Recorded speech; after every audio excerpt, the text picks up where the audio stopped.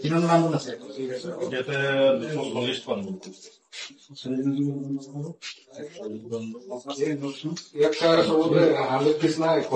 মোটামুটি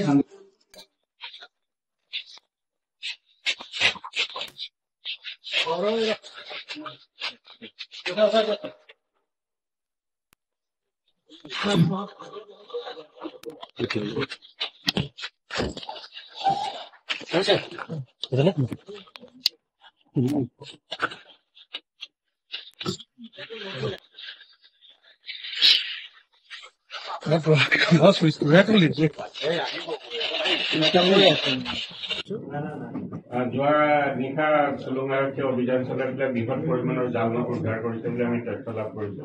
কি ক'ব আপুনি গোটেই বিষয়টো তদন্ত কৰি আছে?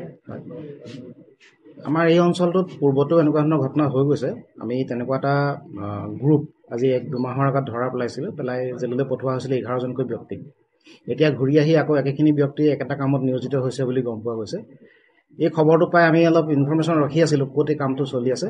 কালি আমি তেনেকুৱা এটা খবৰ পাই 1 নং বৰঘুলিত মুজিবুৰ ৰহমানৰ ঘৰত ৰাতি এটা আমি ৰেড মাৰোঁ। ৰেডৰ আমি দেখা পাইছে যে 3টা প্ৰিণ্ট মেচিন, যিটো HP প্ৰিণ্ট মেচিন, আৰু এনেকুৱা ধৰণৰ এই পইচা হিচাপত কাটি থোৱা এইটো প্ৰিণ্ট পইচা FICN 1,20,00,000 টকা 240 বাণ্ডুল, আৰু ইয়াত এইখিনি আছে কাটিবলৈ বাকী থকা অৱস্থাটো 3-4 ৰিম কাগজ বনাই থোৱা আছে। এই গোটেইখিনি বস্তু চিজ কৰা হৈছে। তাতো জাল নোট আছে। এইখিনি কাগজ প্ৰিণ্ট কৰি থৈছে, কাটিলে এনেকুৱা ধৰণৰ হ'ব আৰু জাল নোট টাইপৰ হ'ব। এইটো ইয়াত কোনো লগো বা এনেকুৱা ধৰণৰ পইচাৰ হাৰিলে উন্নত কৰিব পৰা নাই তেওঁলোকে, কিন্তু এইটো এটা চাপ একেধৰণৰ 500 টকীয়া নোটৰ এটা হুবহু কপি কৰিবলৈ চেষ্টা কৰিছে। আমি ইতিমধ্যে মুজিবুৰ ৰহমানক এৰেষ্ট কৰিছোঁ আৰু সোধপোছ চলাই আছোঁ। তেওঁলোক জড়িত আটাইখিনিকে কাৰ্যত কৰা হ'ব। এই সংক্ৰান্তত এটা উলুৱনি PSৰ কেছ ৰেজিষ্টাৰ কৰা হৈছে।